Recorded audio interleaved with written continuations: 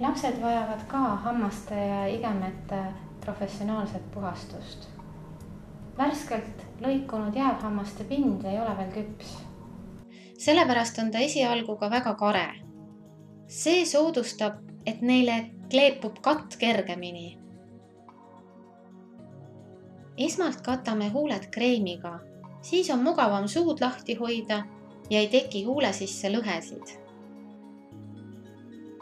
Juba natuke paksemat kattukihti tavalise hammaste harjamisega kätte ei saa. Sellepärast tuleks sellist hammaste ja igemete puhastamist teha suhteliselt sagedasti, 3-4 kuu tagant.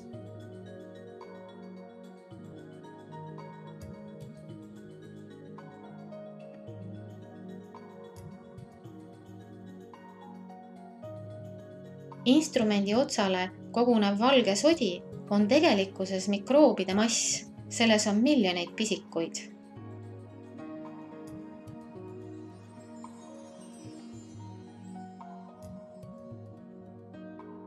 Protseduuri käigus on kerge veritsus normaalne, sest igemed on põletikus ja veritsevad puudutamisel. Peale loputamist veritsus kaob.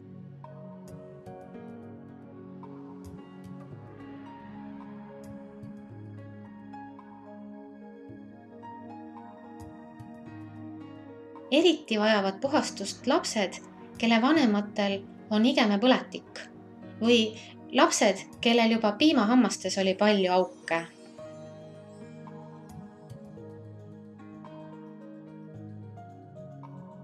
Sellist puhastust tehakse nii piimahammaste, vahelduva hammaskonna kui ka jäävhammaste korral. Kogu selle hoolduse eesmärk ongi puhastada ära siis sealt naha vahelt kõik see nähtav hambakivi, silmale mittenähtav mikroobikile ja lõpus siis viimistleda hambad ka soodapesuga, kus see soodapulber surve all jõuab ka nendesse piirkondadesse, kus siis me käsiinstrumentidega ei jõua. Nüüd kasutame soodapritsi. Sellega eemaldame veel silmale nähtava pigmendi ja nähtamatu mikroobikile.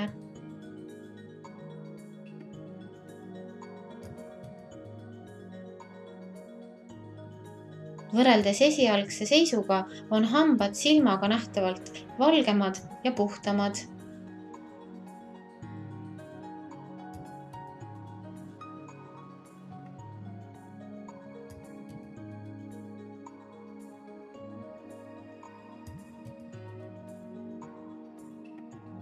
Pärast hambaravi on mu hammastel mõnus, hea ja puhas tunne. See protseduur ei ole valus. Tekkivat tunnet saab võrrelda küünealuste puhastamisega.